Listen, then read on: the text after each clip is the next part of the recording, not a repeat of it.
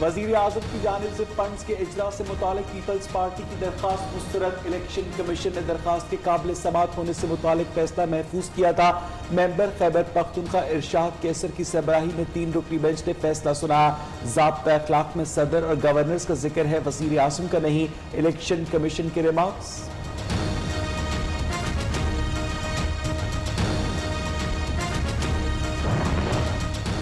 Foreign funding case, chairman PTI और scrutiny committee को notice जारी। जो रिकॉर्ड पीटीआई ने दिया उसे खुफिया क्यों रखा जा रहा है?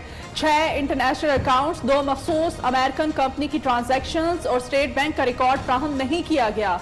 अकबर एस बाबर के वकील के दलाइल। कमेटी की रिपोर्ट आ जाए फिर बहस होगी। मेंबर बलोचिस्तान के रिमार्क समात 22 मार्च तक के लिए मुलतवी कर दी गई।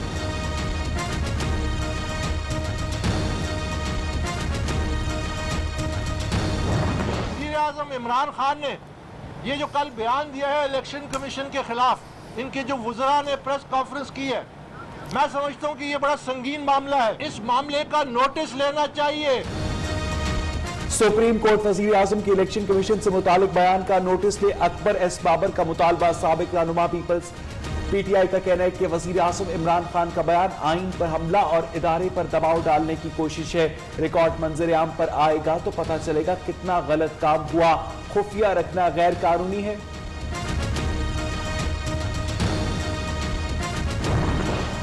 एक हुकूमत जब इलेक्शन हार गई तो उसने बजाय इसके कि अपनी हार को तस्लीम करे, उसने मुल्क के इलेक्शन कमीशन पर ही अदम एतमाद का इजहार कर दिया। हुक्मरानों ने हार तस्लीम करने के बजाय इलेक्शन कमीशन पर अदम एतमाद का इजहार किया। रहनुमा मुस्लिम लीग नून शाहिद खान अब्बासी कहते हैं हुकूमत अनोखे कारनामों का रिकॉर्ड बना रही है। सेनेट इलेक्शन 2018 के इंतखाबात का रीप्ले है। हुकूमत ने 20 प्रिजाइडिंग अफसर वोटों समेत उठाए।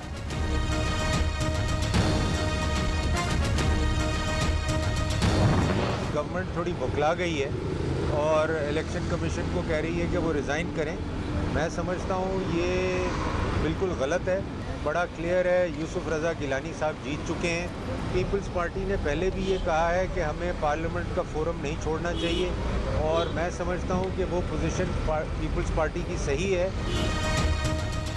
इलेक्शन कमीशन ने जो पोजीशन ली उस पर हुकूमत बौखला चुकी है। रहनुमा पीपल्स पार्टी सलीम मांडीवाला ने कहा कि इलेक्शन कमीशन से मुस्ताफी होने का हुकूमती मुतालबा दुरुस्त नहीं। यूसुफ रज़ा गिलानी जीत चुके हैं लेकिन पीपल्स पार्टी का मौक़िफ़ है कि पार्लियामेंट में रहकर हुकूमत को टफ टाइम देंगे।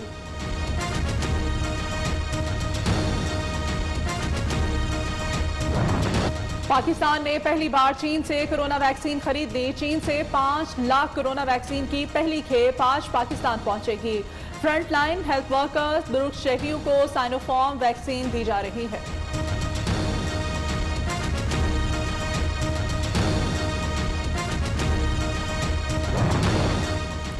मुल्क में कोरोना का फैलाव एक मरतबा फिर तेज। 24 घंटे में मजीद 58 अफराद जाँ बहक। 2511 नए केसेस रजिस्टर। इस्लामाबाद में कोरोना की शरह 7.7% तक पहुंच गई।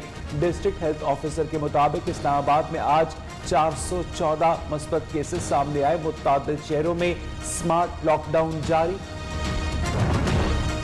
कोरोना का फैलाव रोकने के लिए पंजाब के 7 शहरों में स्मार्ट लॉकडाउन जारी। लाहौर में शाम 6 बजे तक मार्केट्स, दुकानें बंद करने के हुकूमती अहकामात से दुकानदार परेशान। कहते हैं कारोबार का आगाज ही शाम 6 बजे होता है। 9 बजे तक वक्त देने का मुतालिबा। इस्तीफे देने हैं या नहीं, लॉन्ग मार्च होगा या धरना भी देना है। पीडीएम का अहम इजलास आज इस्लामाबाद में होगा। नवाज शरीफ और आसिफ जरदारी वीडियो लिंक के जरिए शरीक होंगे। मुल्की सियासी सूरत हाल पर मुशावरत की जाएगी। Chairman, deputy chairman senate election में शिकस्त पर तमाम जमातें रिपोर्ट पेश करेंगी।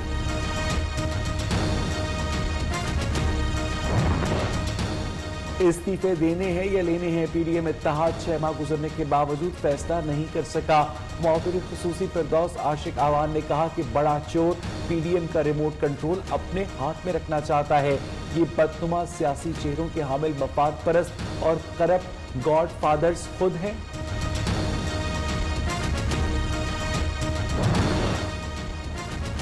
दोहरी शहरियत का केस। सिंध हाई कोर्ट ने फैसल वाबडा की दरखास्त पर इलेक्शन कमीशन से जामे जवाब तलब कर लिया। पहले जवाब आने दें, फिलहाल इलेक्शन कमीशन की कार्रवाई नहीं रोक सकते।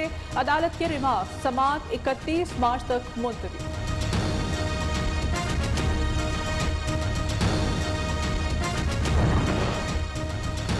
पंजाब में सहूलत बाजारों के कयाम और मॉनिटरिंग के लिए अलहदा अथॉरिटी के कयाम की तैयारियां। वज़ीर आला ने आज अहम इजलास तलब कर लिया। सहूलत बाजारों का दायराकार बढ़ाने का जायजा लिया जाएगा। उस्मान बुज़दार का कहना है कि अथॉरिटी के कयाम से अशिया मुकर्ररा निर्खों पर दस्तयाब होंगी। पंजाब हुकूमत की सोहना लाहौर मुहिम ज़बानी जमा खर्च तक महदूद। Gulberg to Guru Mangat road, main boulevard समेत मुतादिद इलाकों में जगह जगह कचरे के ढेर। बदबू और ताफुन उठने से शहरी सांस लेने समेत मुख्तलिफ बीमारियों में मुब्तला होने लगे। इंतजामिया टस से मस न हुई।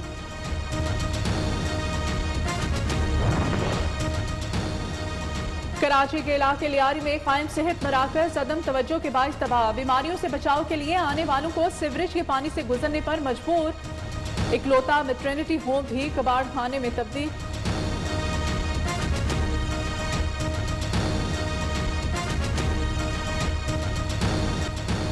भारत में किसानों का एहतजाज रंग लाने लगा। बीजेपी को आंध्र प्रदेश के बल्दियाती इंतखाबात में शिकस्त। किसान रहनुमाओं का कहना है कि बीजेपी ने किसानों के खिलाफ कानून साजी की, इसे सजा जरूर मिलनी चाहिए।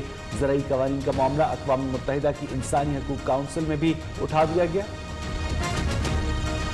हारून ने मारा पीटा और जान से मारने की धमकी दी। आमिर खान अकेडमी इस्लामाबाद के ईरानी कोच दाऊद ने बॉक्सर आमिर खान के खिलाफ इस्लामाबाद के थाना आप-पारा में दरखास्त दायर कर दी।